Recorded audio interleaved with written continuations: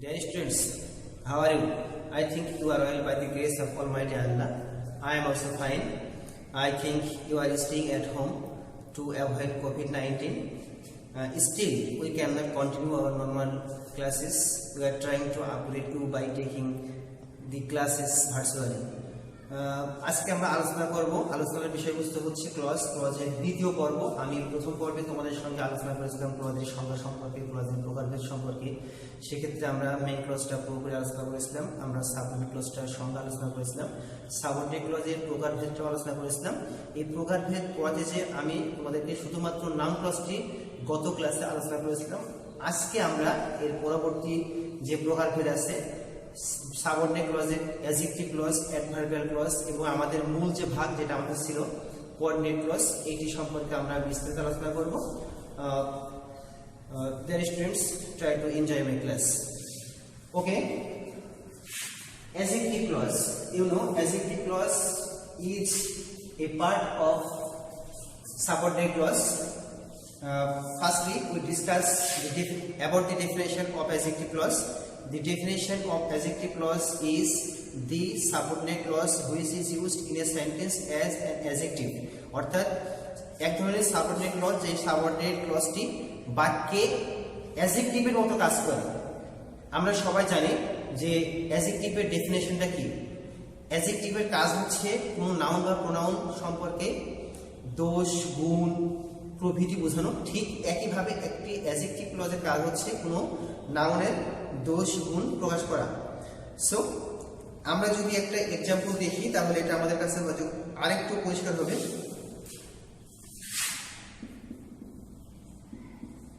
This is the pen which I like. In this sentence, this is the pen which I like.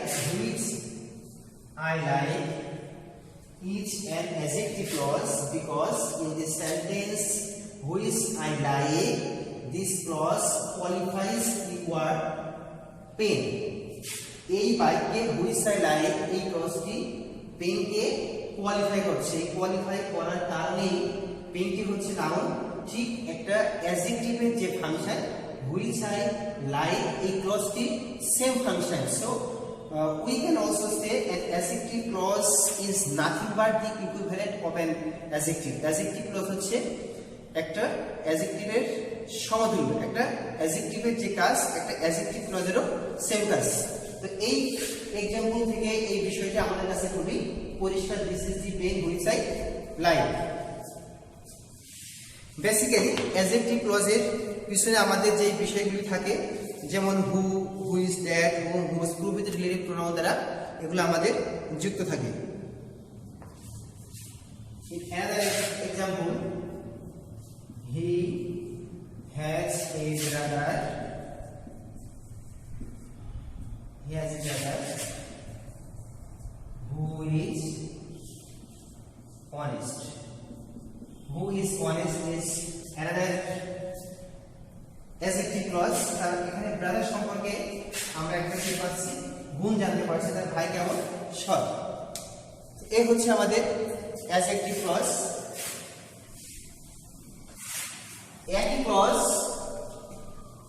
একই clause ব্যবহার হতে বাক্যে noun clause হতে পারে, adjective clause হতে পারে। It depends on the use in a sentence. Suppose শিক্ষার্থী, একই ক্লজ ব্যবহার করে কখনো নাউন ক্লজ হতে পারে, কখনো অ্যাডজেক্টিভ ক্লজ হতে পারে। তো ইট totally depends on the use in a sentence. আমরা কিভাবে একটা বাক্যে একটা ক্লজকে ব্যবহার করছি তার উপর নির্ভর করবে। আমরা যদি দুটি এক্সাম্পল একটু ব্যাখ্যা করি তাহলে এটা আমাদের কাছে খুবই পরিষ্কার হয়ে যাবে। Suppose I know who came to this place. Who came to this place is a subordinate clause, at the same time it is an noun clause. I know the man who came here yesterday. Who came to this place? Who came to this place? এই same clause আমি দুটো সেন্টেন্সে use করেছি। প্রথম সেন্টেন্সে এটা আমাদেরকে বলা হবে একটা noun clause, but in the second sentence who came to this place এটা হচ্ছে আমাদের অ্যাডজেক্টিভ ক্লজ। সো এটা আমাদের কাছে পরিষ্কার যে একই ক্লজ, সেম ক্লজ তার কখনো নাউন ক্লজ হতে পারে, কখনো অ্যাডজেক্টিভ ক্লজ হতে পারে। It depends on the use in a sentence. একটা বাক্যে এটা আমরা কিভাবে ব্যবহার করলাম তার উপরেই মূলত এটা নির্ভর করবে। আমি যদি আরেকটু ব্যাখ্যা করে ডিটেইলসে, তাহলে এটা আরো পরিষ্কার হবে।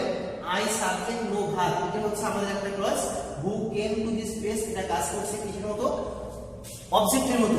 আমরা জানি, আমরা আগে আলোচনা করেছি গত ক্লাসে, যে একটা নাউন ক্লজ একটা অ্যাডজেক্টিভের একটা অবজেক্টের মতো কাজ করে।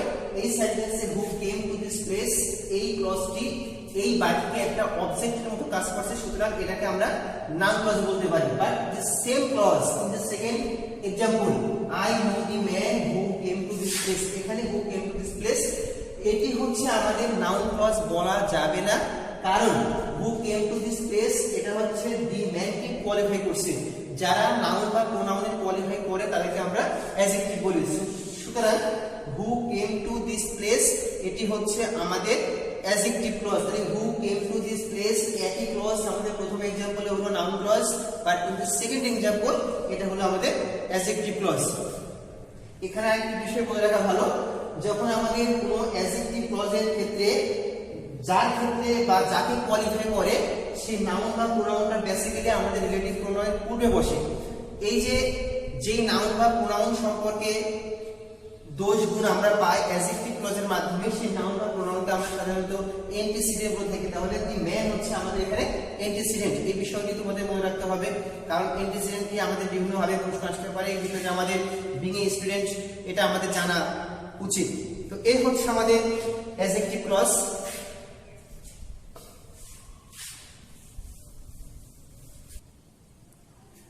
Now, adverbial clause. Adverbial clause is a part of subordinate clause. আমাদের তিনটা ছিল, নাউন ক্লজ, অ্যাডজেক্টিভ ক্লজ এবং অ্যাডভার্বিয়াল ক্লজ। তিনটি ক্লজে আমাদের সাবঅর্ডিনেট ক্লজেরই অংশ।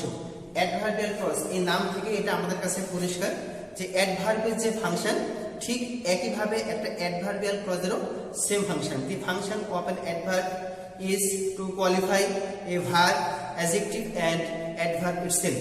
তো একটা অ্যাডভার্বের কাজ হচ্ছে সে ভার্বের দুই গুণ বোঝায়, এট দ্য সেম টাইম সে অ্যাডজেক্টিভের দুই গুণ বোঝায়, আবার এক অ্যাডভার্ব আর এক অ্যাডভার্বের দুই গুণ বোঝাতে পারে। ঠিক একইভাবে একটা অ্যাডভার্বিয়াল ক্লজের ফাংশনটা হচ্ছে একটা ভার্বের দোষ গুণ অবস্থা প্রকাশ করা, একটা অ্যাডজেক্টিভের দোষ গুণ অবস্থা প্রকাশ করা, বা একটা অ্যাডভার্বের দোষ গুণ অবস্থা প্রকাশ করা। এটা সাধারণত সময়, কারণ, অবস্থা, কোনো কিছুর প্রতিক্রিয়া বা অনুপাত বা তুলনা, এই সমস্ত বিষয়গুলোকে বোঝাই। আমরা একটু এক্সাম্পল দিয়ে আলোচনা করতে পারি।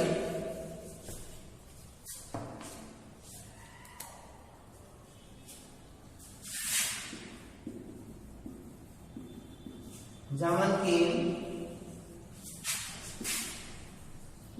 when I was singing. When I was singing, this is an adverbial clause এবং এটা আমাদেরকে সময় নির্দেশ করতে, টাইম, এটাকে আমরা কি বলতে পারি? টাইম বলতে পারি।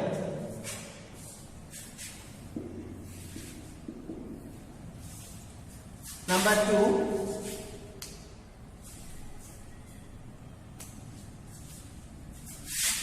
I like him because he is honest.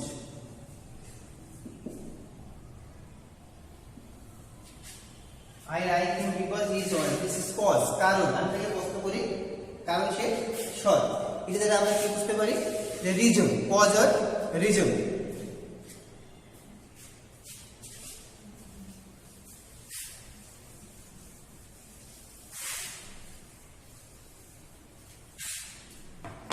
Again,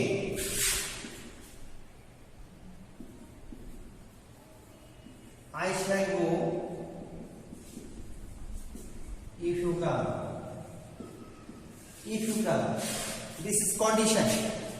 It is an example of adverbial clause. তো একটা adverbial clause হতে পারে আমাদের কন্ডিশন হতে পারে, কারণ হতে পারে, টাইম, সময়কে বোঝাতে পারে।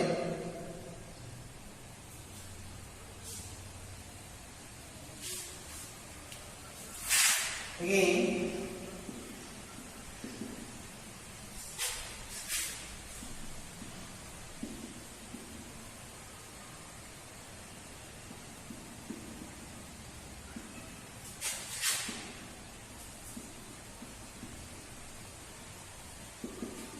the price was higher than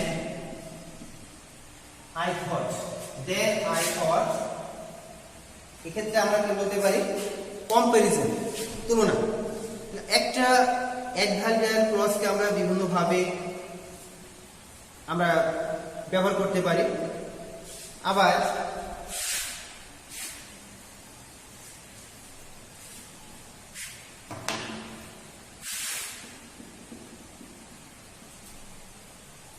though he is poor, he is honest. though he is poor, এটা আমরা কনসেশন বলতে পারি, স্বীকার করে নেওয়া। সুতরাং একটা অ্যাডভার্বিয়াল ক্লজকে আমরা বিভিন্ন ভাবে ব্যবহার করতে পারি। So this is all about adverbial clause and the subordinate clause. এটি হচ্ছে আমাদের সবগুলো আমরা এখন যেগুলো ডিসকাশন করলাম সাবঅর্ডিনেট ক্লজের অংশ। এখন আমাদের মূল ক্লজের যে প্রকারভেদ ছিল, আমাদের মেইন ক্লজ বা ইন্ডিপেন্ডেন্ট ক্লজ বা প্রিন্সিপাল ক্লজ। নাম্বার 2 আমাদেরকে সাবঅর্ডিনেট ক্লজ ছিল। আমরা এতক্ষণ যেটুকু আলোচনা করলাম সেটা আমরা সাবঅর্ডিনেট ক্লজের যে প্রকারভেদ সেগুলো আলোচনা করলাম। এখন আমরা মূল যে 3 প্রকার ছিল, আরেকটি ক্লজ আমাদের বাকি আছে কোঅর্ডিনেট ক্লজ। এখন আমরা সেই কোঅর্ডিনেট ক্লজ সম্পর্কে আলোচনা করব।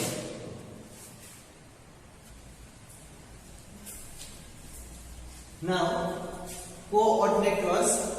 এই কোঅর্ডিনেট ক্লজটা হচ্ছে আমাদের মূল ক্লজের 3 প্রকার ছিল, মেইন ক্লজ, সাবঅর্ডিনেট ক্লজ এবং নাম্বার 3 ছিল কোঅর্ডিনেট ক্লজ। কোঅর্ডিনেট ক্লজ হচ্ছে যখন একাধিক মেইন ক্লজ বা ইন্ডিপেন্ডেন্ট ক্লজ বা প্রিন্সিপাল ক্লজ বিভিন্ন কোঅর্ডিনেটর বা কোঅর্ডিনেট কনজাংশন বা কোঅর্ডিনেটের কনজাংশন দ্বারা যুক্ত থাকে, এদেরকে কোঅর্ডিনেট ক্লজ বলে। কোঅর্ডিনেট ক্লজ হচ্ছে এক ধরনের মেইন ক্লজ, এগুলো বিভিন্ন কোঅর্ডিনেটর, দ্যাট মিন্স কোঅর্ডিনেটর যে কনজাংশন গুলো আছে এন্ড বা ডট, এগুলো দ্বারা যুক্ত থাকে। আমরা যখন কোনো কম্পাউন্ড সেন্টেন্স করি, প্রত্যেকটা কম্পাউন্ড সেন্টেন্সের হচ্ছে কোঅর্ডিনেট ক্লজের অংশ। আমরা এক্সাম্পল একটু দেখি।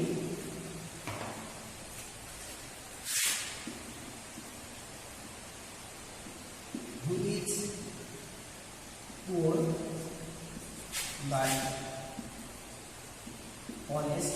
He is poor, honest. honest এর পূর্বে he is honest আছে। এটা আমাদের যেহেতু মানে মেইন ক্লজ, আমাদের কম্পাউন্ড সেন্টেন্স এটা এরও আছে, যেটুকু মিল সেটুকু একবার লিখতে হয়, সেই কারণে আমাদের এখানে he is লেখা হয়নি, এখানে হাইড করা হয়েছে, লুকানো আছে। তার মানে এই নয় যে এখানে আমাদের he is নেই, আমাদের এখানে he is আছে। তো he is poor, he is honest দুটি হচ্ছে আমাদের মেইন ক্লজ। এই মেইন ক্লজ দুটি আমাদের কনজাংশন বা কোঅর্ডিনেটর বা কোঅর্ডিনেটিং কনজাংশন বার দ্বারা যুক্ত হয়েছে। এই কারণে এই he is poor, he is বা হি ইজ অনেস্ট, এই যে ক্লজগুলো, এই ক্লজগুলোকে আমরা বলি কোঅর্ডিনেট ক্লজ। তো প্রিয় শিক্ষার্থী, আমার মনে হয় যে ক্লজ সম্পর্কে তোমরা বিস্তারিত জানতে পেরেছো।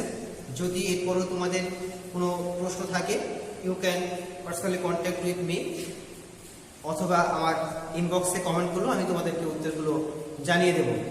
এবং এই ক্লজটি হচ্ছে আমাদের যে সেকেন্ড পার্টে সিম্পল কমপ্লেক্স কম্পাউন্ড যে ট্রান্সফরমেশন অফ সেন্টেন্সেস আছে, এই ট্রান্সফরমেশন সেন্টেন্সেস করতে গেলে আমাদের ক্লজটি লাগে। আমাদের 4 নাম্বার সেকেন্ড পার্টে 4 নাম্বারে যে কমপ্লিটলি সেন্টেন্স আছে, এই কমপ্লিটলি সেন্টেন্স করতে গেলেও আমাদের ক্লজের ব্যবহারটা ব্যাপকভাবে আছে। আমার মনে হয় যে এটি তোমাদের খুব উপকার হবে। তোমরা খুব মনোযোগ দিয়ে এই বিষয়গুলো জানবে, শুনবে এবং বোঝার চেষ্টা করবে। এবং আবার সেই একই কথা বলতে হয় তোমাদেরকে, সবাই ভালো থাকো, সুস্থ থাকো, বাড়িতে থাকো, সবাই সবার জন্য দোয়া করো। এবং তোমাদেরকে আরেকটু উপদেশ আমি দেবো যে আমাদের প্রতিষ্ঠান বন্ধ, আজকে আমাদের শিক্ষা প্রতিষ্ঠান বন্ধ, তার মানে এই নয় যে তোমাদের লেখাপড়া তোমরা বন্ধ করে রাখবা।